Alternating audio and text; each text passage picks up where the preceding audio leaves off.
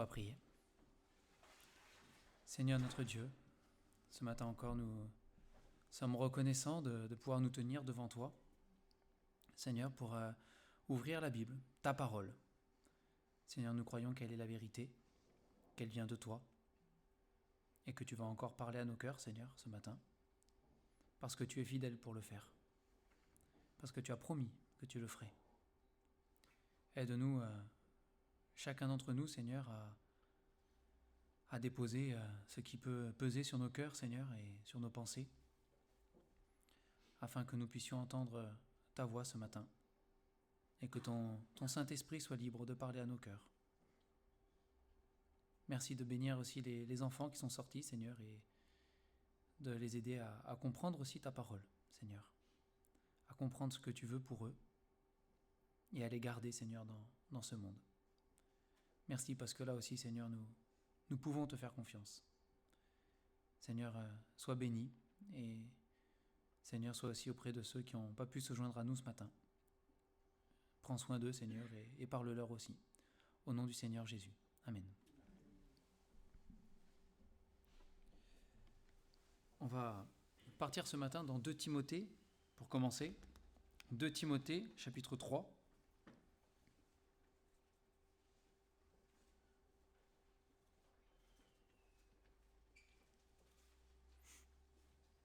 « 2 Timothée 3,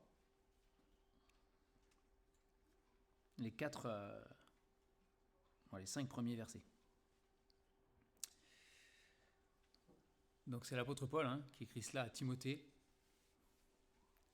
Il dit « Sache que dans les derniers jours, il y aura des temps difficiles, car les hommes seront égoïstes, amis de l'argent, fanfarons, hautains, blasphémateurs, rebelles à leurs parents, ingrats, irréligieux, insensibles, déloyaux, calomniateurs, intempérants, cruels, ennemis des gens de bien, traîtres, emportés, enflés d'orgueil, aimant le plaisir plus que Dieu, ayant l'apparence de la piété, mais reniant ce qui en fait la force. Éloigne-toi de ces hommes-là. » Donc c'est une exhortation, une recommandation en même temps, un avertissement que l'apôtre Paul donne à ce Timothée à l'époque. Et il décrit donc les derniers jours, d'accord ? Il décrit les derniers temps, il décrit des temps ils sont qualifiés ici de difficiles. C'est ce qui est marqué là, voilà, ils sont difficiles. Et il dit voilà, les jours qui sont à venir, les jours qu'on va vivre, les jours que Timothée allait vivre déjà à l'époque, dans la tête de l'apôtre Paul, et jusqu'à aujourd'hui, ce seront des temps qui seront difficiles. Difficiles parce que, voilà, donc on a la liste là. Alors la liste n'est pas exhaustive, comme on dit, on pourrait rajouter d'autres choses que, malheureusement, les hommes, hommes avec un grand H, hommes et femmes pour le coup, mais voilà, ce que l'humanité devient, ce que l'humanité est, on pourrait rajouter bien d'autres travers ici, et d'autres choses qui font que les temps sont difficiles, que c'est difficile dans les relations, dans l'humanité, que c'est difficile des fois même avec nous-mêmes, déjà tout simplement, mais c'est difficile. Et c'est le constat de l'humanité telle qu'elle est encore aujourd'hui, telle qu'elle était déjà à l'époque de l'apôtre Paul, et telle qu'elle le sera, alors d'après ce que dit la Bible, avec malheureusement une dégradation au fur et à mesure des siècles, et des générations qui passent, il y a une dégradation, mais c'est malheureusement le constat de la planète et de l'humanité. C'est difficile. Alors ça ne veut pas dire que parfois il n'y a pas des moments de bonheur et de joie, c'est pas du tout absolu, mais de manière générale quand même, la vie est difficile. C'est ce que Paul va dire à Timothée ici, la vie elle sera difficile, parce que ces choses-là dans le cœur de l'homme, qui sont dans le cœur de l'homme, on va y revenir juste après, ces choses-là qui sont dans le cœur de l'homme vont se manifester de plus en plus, et ça va rendre la vie compliquée et difficile, et parfois même angoissante, et dans la détresse, et dans des choses que nous aurions préféré éviter. Alors, si Paul fait ce constat, on va revenir dans l'Épître aux Romains, si vous voulez revenir un peu en arrière. On va revenir en Romains, chapitre 5, à partir du verset... hop là, je suis à la mauvaise page. À partir du verset 12. Mais si Paul fait ce constat, et s'il sait, alors par révélation de Dieu aussi, ce qui va arriver dans les temps difficiles, hein, mais s'il peut faire ce constat, c'est parce que Paul a conscience de ce qui s'est passé depuis la chute d'Adam et Ève au Jardin d'Éden. Et on va lire ensemble à partir du verset 12 jusqu'au verset 21, on va lire jusqu'à la fin du chapitre 5. Paul dit ici, c'est pourquoi, donc c'est Paul aussi qui écrit, hein, c'est pourquoi, comme par un seul homme, le péché est entré dans le monde, et par le péché la mort, et qu'ainsi la mort s'est étendue sur tous les hommes, parce que tous ont péché. Car jusqu'à la loi, le péché était dans le monde. Or, le péché n'est pas imputé quand il n'y a point de loi. Cependant, la mort a régné depuis Adam jusqu'à Moïse, même sur ceux qui n'avaient pas péché, par une transgression semblable à celle d'Adam, lequel est la figure de celui qui devait venir. Mais il n'en est pas du don gratuit comme de l'offense. Car si par l'offense d'un seul, il en est beaucoup qui sont morts, à plus forte raison, la grâce de Dieu et le don de la grâce venant d'un seul homme, Jésus-Christ, ont-ils été abondamment répandus sur beaucoup. Et il n'en est pas du don comme de ce qui est arrivé par un seul qui a péché. Car c'est après une seule offense que le jugement est devenu condamnation, tandis que le don gratuit devient justification après plusieurs offenses. Si par l'offense d'un seul, la mort a régné par lui seul, à plus forte raison, ceux qui reçoivent l'abondance de la grâce et du don de la justice régneront-ils dans la vie par Jésus-Christ lui seul. Ainsi donc, comme par une seule offense la condamnation a atteint tous les hommes, de même par un seul acte de justice, la justification qui donne la vie s'étend à tous les hommes. Car comme par la désobéissance d'un seul homme, beaucoup ont été rendus pécheurs, de même, par l'obéissance d'un seul, beaucoup seront rendus justes. Or, la loi est intervenue pour que l'offense abonde. Mais là où le péché a abondé, la grâce a surabondé, afin que, comme le péché a régné par la mort, ainsi la grâce règne par la justice, pour la vie éternelle, par Jésus-Christ notre Seigneur.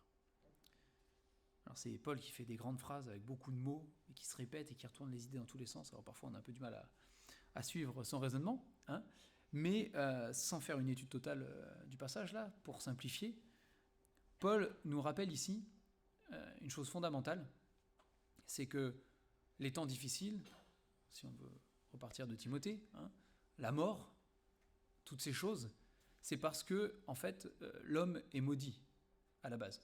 Il est maudit parce que au Jardin d'Éden, Adam et Ève ont désobéi à Dieu. Et il est donc sous le coup d'une malédiction. Il est sous le coup de la mort et il est maudit par le péché qui habite et qui vit en lui. Et quand Adam et Ève ont transgressé l'ordre de Dieu, quand ils ont désobéi à ce que Dieu avait demandé, la Bible nous révèle, dans les premières pages de la Genèse, que le cœur de l'homme est devenu mauvais. Quelque chose s'est brisé dans le cœur de l'homme. Dieu avait créé quelque chose de beau, de magnifique, de bon et de parfait. Et ça a été brisé. Brisé. Parce qu'ils ont désobéi à Dieu. Et Dieu les avait prévenus. Dieu leur avait dit, si vous n'obéissez pas à ce que j'ai dit, vous mourrez. Vous serez maudits, vous mourrez. C'est une certitude. Vous mourrez. Et malheureusement, ils ont écouté, hein, nous connaissons l'histoire, mais ils ont écouté la voix du tentateur qui a dit « Mais non, c'est pas vrai, Dieu dit ça, mais non. Hein » Et ils ont été séduits. Et l'homme comme la femme, les deux, hein, ont péché. Ils ont désobéi. Ils ont manqué le but de ce que Dieu voulait pour eux. Et alors, le péché est entré dans leur cœur. Et le péché, non seulement est entré dans leur cœur, et ce que Paul nous dit ici, c'est qu'avec le péché et la mort, et que tout cela a été transmis par Adam et Ève de génération en génération, en génération, en génération, jusqu'à aujourd'hui. Et cela continue. Cela continue. Hein, l'homme est pécheur, c'est-à-dire qu'il a une nature qui, malheureusement, a une tendance naturelle à aimer le péché et à aller vers le péché. Hein. Donc le péché, c'est tout ce qui est contraire à la volonté de Dieu, tout ce que Dieu désapprouve, que ce soit en pensée, en parole ou en action.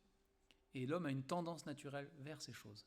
Et c'est ce qui fait que l'homme nous avons lu la liste tout à l'heure de Timothée, il est hautain, orgueilleux, égoïste, fanfaron, ennemi des gens de bien, aimant l'argent, le plaisir plus que Dieu, irréligieux, ingrat, rebelle à ses parents, la rébellion, et toutes ces choses qui sont, dans une certaine mesure, dans le cœur de chacun, avec des proportions parfois un peu différentes, mais qui sont là quand même, qui sont latentes, c'est le péché. Et Paul dit voilà, c'est ce qui a régné depuis Adam jusqu'à nous aujourd'hui. Et ce péché et cette attirance vers le mal, en fait, ne produit qu'une seule chose, la mort. Et quand on lit les premières pages de la Genèse, c'est quelque chose qui est extrêmement choquant. C'est que voilà, on a la création de Dieu, on a la vie en abondance, on a la vie de Dieu qui se déverse dans la création même, et c'est quelque chose d'extraordinaire.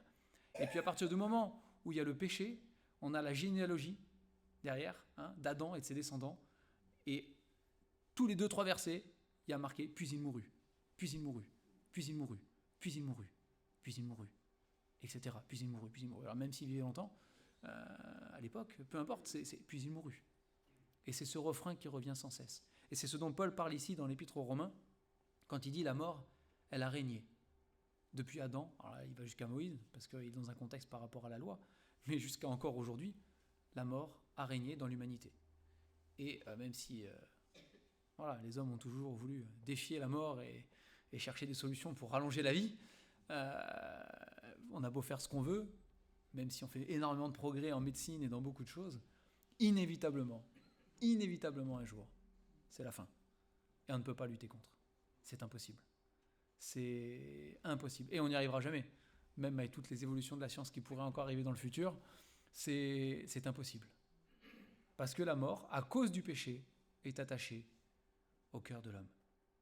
Mais ce que dit l'Épître aux Romains ici et ailleurs, on ne va pas prendre tous les textes, mais ce que dit l'Épître aux Romains ici, c'est que la mort a régné depuis Adam, mais il y a une possibilité de briser ce règne. Il y a une possibilité de briser la malédiction. Et ça, déjà Dieu, dans le jardin d'Éden, déjà en Genèse, Dieu avait promis qu'il briserait cette malédiction en envoyant un libérateur. Il l'avait dit à Adam et Ève. Il a dit, un jour, le serpent te blessera le talon, mais tu lui briseras la tête. Tu lui briseras la tête. Et le Seigneur Jésus-Christ, quand il est venu sur la terre, c'est pour cela. Il est venu, il a donné sa vie sur cette croix. On s'en est rappelé ce matin en prenant le repas du Seigneur qui symbolise cette mort, ce sacrifice que lui, il a accepté volontairement de subir. Pour nous, il a donné sa vie. Et il a dit voilà, pour tous leurs péchés,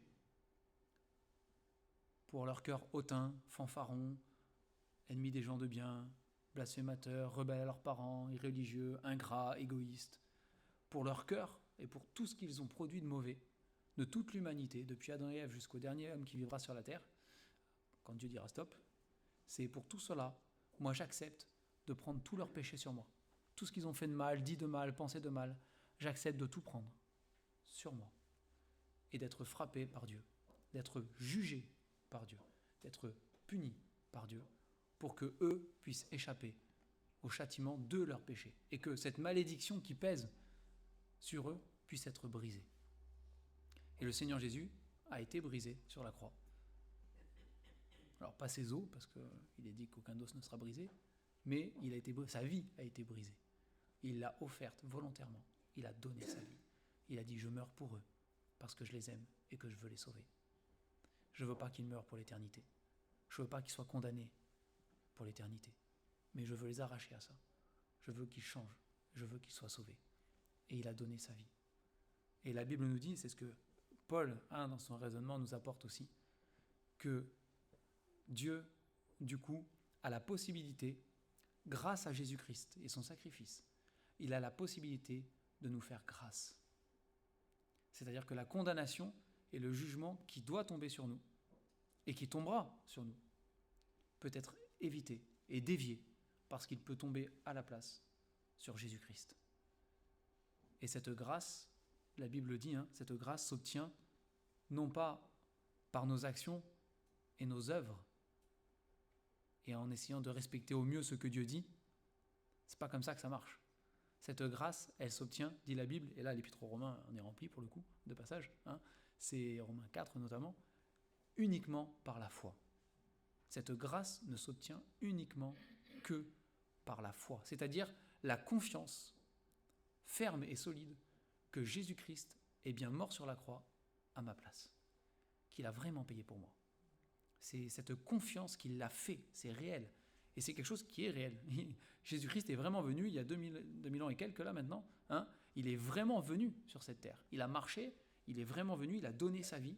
Lui, le Fils de Dieu, Dieu lui-même, a donné sa propre vie en Jésus-Christ. Et il a été frappé pour nous. Et quand on le croit de tout notre cœur, la Bible dit qu'à ce moment-là, Dieu voit notre foi.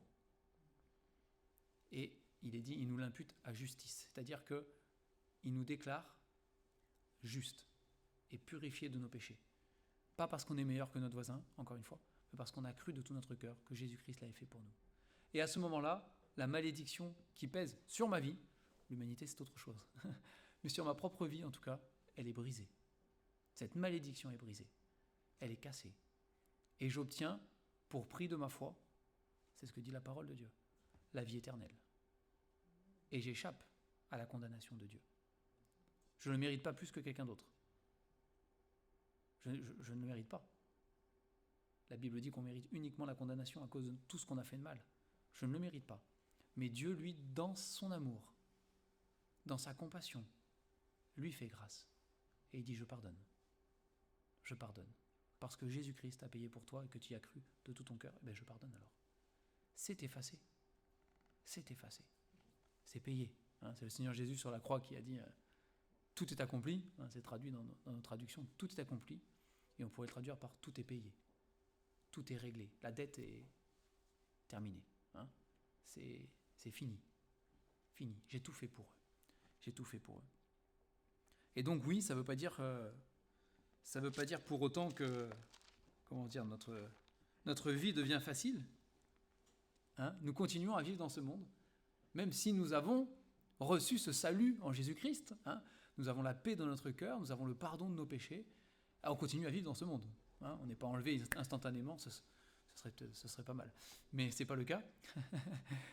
On n'est pas enlevé instantanément du monde et puis hop là, terminé. Et puis on n'a plus besoin de supporter nous-mêmes ou les hautains, les orgueilleux, les fanfarons, etc. Et non, c'est pas comme ça que ça fonctionne. Nous continuons à vivre sur cette terre avec des temps difficiles, c'est ce que dit la Bible. Et parfois des temps qui nous pèsent, des temps qui pèsent très lourd même parfois, qui nous chagrinent, qui nous abattent aussi. On peut être dans l'abattement et dans ces choses-là. Et si nous avons le Seigneur Jésus dans notre cœur, nous avons toutes les promesses de Dieu qui sont avec. Et qui sont là pour nous dire que oui, il y a des temps difficiles. Paul le dit à Timothée. Timothée était au Seigneur Jésus. C'est un enfant de Dieu. Il est sauvé. Et pourtant, Paul lui dit, dans les derniers temps, dans les derniers jours, il y aura des temps difficiles, quoi. Donc pour autant, oui, on les vivra, et parfois de manière difficile. Mais les promesses de Dieu sont là. Et ils nous disent que demain sera meilleur qu'aujourd'hui pour nous. On a l'impression que c'est pas forcément vrai, mais en tout cas, la finalité, ce sera le meilleur. Un peu plus loin dans l'épître aux Romains, on va pas le prendre parce qu'on va aller dans un autre passage après, mais un peu plus loin dans l'épître aux Romains, Paul y dit « J'estime que les souffrances du temps présent ne sauraient être comparées à la gloire à venir. » Il dit « C'est vrai que dans les temps difficiles d'aujourd'hui, nous souffrons. » Et dans le même passage, il développe en disant « Mais la création entière soupire. Toute la nature soupire, tout le monde soupire. Cette planète entière soupire. Et elle souffre à cause du péché qui est rentré dans le monde et qui a tout corrompu et tout détruit. C'est vrai. C'est vrai. Mais Paul il dit, j'estime que cette souffrance du temps présent, que nous, enfants de Dieu, nous pouvons vivre sur cette planète, elle est ridicule, comparée à la gloire à venir qui nous est réservée. Quand Jésus reviendra, on l'a chanté tout à l'heure, quand Jésus reviendra, quand ce sera la fin, quand il nous prendra avec lui, quand nous le rencontrerons, quand nous serons au ciel dans sa présence, alors, même si aujourd'hui, on peut être très abattu, et c'est la réalité de ce que nous vivons, à ce moment-là, nous prendrons conscience de la dimension, de la gloire et de la paix qui nous est réservée, que nous vivrons Et nous dirons oui, c'est vrai. C'était difficile, mais comparé au bonheur que j'ai maintenant, c'est petit. Et c'est facile à dire encore une fois, hein, mais c'est ce que dit l'apôtre Paul. C'est ce que dit l'apôtre Paul. Et nous avons des promesses dans la parole qui nous disent que Dieu changera nos larmes en chants d'allégresse. Hein. Et je voudrais qu'on lise ce matin, du coup, un autre passage, c'est dans Jérémie chapitre 31. Jérémie chapitre 31, qui est certes dans un autre contexte, d'accord, puisque là Jérémie, c'est Dieu qui parle par la bouche du prophète Jérémie, et il parle au peuple d'Israël, d'accord, donc c'est un autre contexte peut-être, hein, mais ce sont des promesses qui ne sont pas valables uniquement que pour Israël, parce que c'est la manière dont Dieu fonctionne. Dieu est un Dieu de grâce pour tous. Dieu est un Dieu de compassion pour tous. Et Dieu est le Dieu de la joie aussi, pour tous. C'est celui qui transforme les larmes en chants, pas uniquement pour Israël. Mais dans le contexte, c'est vrai, dans le contexte premier du passage, hein, on va le lire ensemble, hein, il s'adresse à Israël dans un temps où Israël part en captivité, emmené par des ennemis dans un autre pays. Il y a le siège à venir va être épouvantable, hein, puisque la ville de Jérusalem va être assiégée, ça va être terrible, hein, terrible. Et pour avoir des larmes, ils en auront, et même ils pleureront tellement qu'au bout d'un moment, les yeux seront secs. Ils n'arriveront même plus à pleurer, tellement ce sera difficile. C'est vrai, Dieu le prophétise à l'avance. Mais pour autant, dans ce contexte-là, il donne ses promesses à Israël. Alors on va lire à partir du premier verset. On ne lira pas tout le chapitre 31. On s'arrêtera, on verra, vers le 17. Par là. En ce temps-là, dit l'Éternel, je serai le Dieu de toutes les familles d'Israël, et ils seront mon peuple. Ainsi parle l'Éternel. Il a trouvé grâce dans le désert, le peuple de ceux qui ont échappé au glaive. Israël marche vers son lieu de repos. De loin, l'Éternel se montre à moi. Je t'aime d'un amour éternel. C'est pourquoi je te conserve ma bonté. Je te rétablirai encore, et tu seras rétabli vierge d'Israël. Tu auras encore tes tambourins pour parure, et tu sortiras au milieu des danses joyeuses. Tu planteras encore des vignes sur les montagnes de Samarie. Les planteurs planteront et cueilleront les fruits. Car le jour vient où les gardes crieront sur la montagne d'Éphraïm. Levez-vous, montons à Sion vers l'Éternel notre Dieu. Car ainsi parle l'Éternel. Poussez des cris de joie sur Jacob, éclatez d'allégresse à la tête des nations. Élevez vos voix, chantez des louanges et dites « Éternel, délivre ton peuple, le reste d'Israël. Voici, je les ramène du pays du septentrion, je les rassemble des extrémités de la terre. Parmi eux sont l'aveugle et le boiteux, la femme enceinte et celle en travail. C'est une grande multitude qui revient ici. Ils viennent en pleurant, et je les conduis au milieu de leurs supplications. Je les mène vers des torrents d'eau, par un chemin uni où ils ne chancellent pas, car je suis un père pour Israël, et Éphraïm est mon premier-né. Nations, écoutez la parole de l'Éternel, et publiez-la dans les îles lointaines. Dites, celui qui a dispersé Israël le rassemblera, et il le gardera comme le berger garde son troupeau. Car l'Éternel rachète Jacob, il le délivre de la main d'un plus fort que lui. Ils viendront et pousseront des cris de joie sur les hauteurs de Sion. Ils accourront vers les biens de l'Éternel, le blé, le mou, l'huile, les brebis et les bœufs. Leur âme sera comme un jardin arrosé, et ils ne seront plus dans la souffrance. Alors, les jeunes filles se réjouiront à la danse. Les jeunes hommes et les vieillards se réjouiront aussi. Je changerai leur deuil en allégresse, et je les consolerai. Je leur donnerai la joie après leur chagrin. Je rassasierai de graisse l'âme des sacrificateurs, et mon peuple se rassasiera de mes biens, dit l'Éternel. Ainsi parle l'Éternel. On entend des cris à Rama, des lamentations, des larmes amères. Rachel pleure ses enfants. Elle refuse d'être consolée sur ses enfants, car ils ne sont plus. Ainsi parle l'Éternel. Retiens tes pleurs, retiens les larmes de tes yeux, car il y aura un salaire pour tes œuvres, dit l'Éternel. Ils reviendront du pays de l'ennemi. Il y a de l'espérance pour ton avenir, dit l'Éternel. Tes enfants reviendront dans leur territoire. On va s'arrêter là. Donc voilà, il y a tout un contexte effectivement avec le peuple d'Israël, hein, et les temps plus que difficiles qu'ils vont devoir vivre, des temps, il n'y a pas de mots, c'est abominable ce qu'ils vont vivre, hein. C'est abominable à cause de leur propre péché, hein. C'est un châtiment qui tombe sur eux aussi. Mais déjà avant ce temps, Dieu donne une promesse pour que dans ces temps de douleur qu'ils vivront, ils puissent avoir de l'espérance en Dieu, qu'ils puissent se rattacher à une espérance. Et Dieu dit oui, aujourd'hui vous allez pleurer. Ce sont les temps difficiles que vous avez à vivre. Mais moi, faites-moi confiance. Un jour, je vous consolerai. Un jour, je changerai vos pleurs, vos deuils et tout cela en chants d'allégresse. C'est l'extrême opposé. C'est pas juste vous sourirez, c'est vous chanterez d'allégresse. Vous serez dans une joie qui sera démonstrative. Les jeunes filles danseront, etc. C'est quelque chose qui sera démonstratif. C'est une joie absolue. Et c'est ce qu'il promet ici au peuple d'Israël. Mais nous savons que c'est la manière de fonctionner de Dieu. Ce sont des promesses que nous pouvons nous aussi nous approprier et prendre pour nous. Et dire, Seigneur, aujourd'hui, il y a des temps d'angoisse, il y a des temps difficiles, il y a des choses pénibles et accablantes. Mais j'ai confiance, Seigneur, que ces temps-là ne dureront pas toujours. C'est sur la terre où il y a maintenant des angoisses, etc. On l'a cité dimanche dernier. Ça ne régnera pas toujours, Seigneur. Nous savons qu'il y a le moment où toi, tu déchireras le voile, où tu briseras les choses, Seigneur. Et à ce moment-là, tu mettras dans nos cœurs une consolation et une joie que nous sommes incapables de connaître encore actuellement.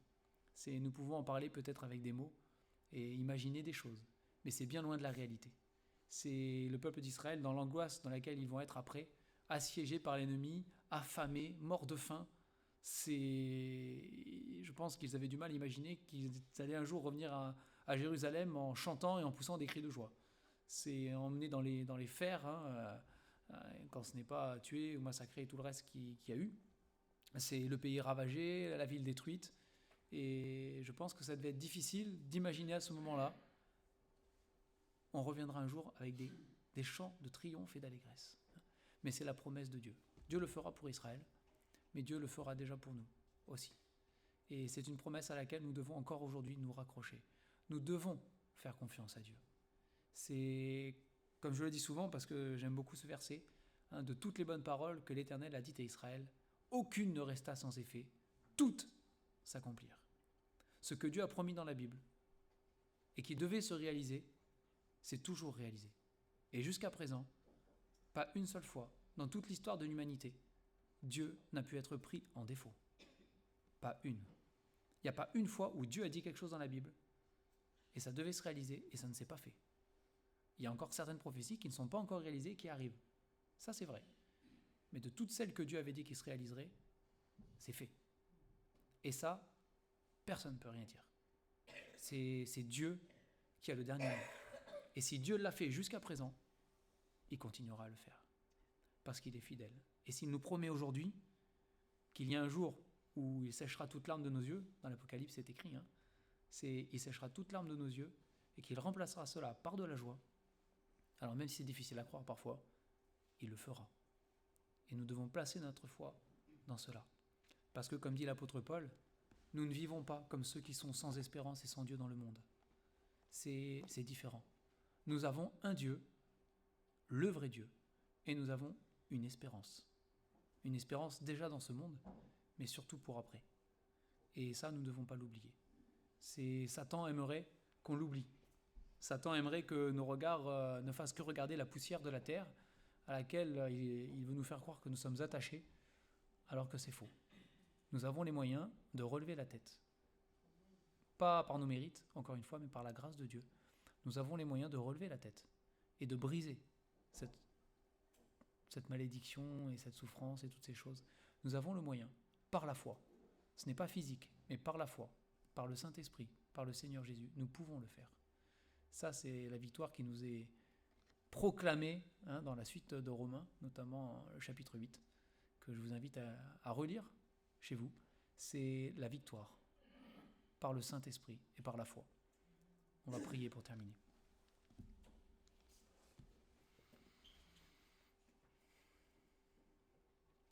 Merci Seigneur pour la grâce que tu nous fais en Jésus-Christ. Merci pour la délivrance du péché et de la mort. Merci. Merci Seigneur parce que oui, si nous étions maudits, nous sommes maintenant bénis en toi. Seigneur, c'est quelque chose de bien plus grand qu'on peut le dire avec des mots. Nous sommes passés du royaume des ténèbres au royaume de ton admirable lumière. Et Seigneur, c'est vrai que tu connais nos vies à chacun, tu connais nos cœurs, tu connais nos jours, nos mois, nos années, nos quotidiens. Et tu sais combien les temps sont parfois difficiles pour nous, Seigneur. Et Seigneur, je te prie ce matin que tu nous encourages par ta parole à relever la tête, à regarder en haut, à regarder à toi, et à nous souvenir, Seigneur, de tes promesses et de l'avenir qui nous est réservé, de la joie qui est la nôtre de te connaître, Seigneur, et de t'appartenir. Merci de changer, Seigneur, nos larmes en rire et nos deuils en allégresse. Nous savons que tu fais les choses en ton temps. Mais nous te demandons aussi, Seigneur, d'avoir pitié de nous aussi et d'intervenir pour chacun. Et Seigneur, nous voulons encore ce matin te prier que s'il y en a plusieurs qui ne te connaissent pas réellement, qui sont toujours sous la malédiction du péché, que ce matin, ce soit pour eux l'occasion encore de se tourner vers toi, de briser cette malédiction et d'être sauvés. Nous prions qu'ils puissent placer toute leur confiance en Jésus-Christ, en ce qu'il a fait pour eux, et qu'ils soient transformés et sauvés. Et nous te bénissons, parce que là aussi, Seigneur, comme dans nos vies, tu es fidèle. Au nom du Seigneur Jésus.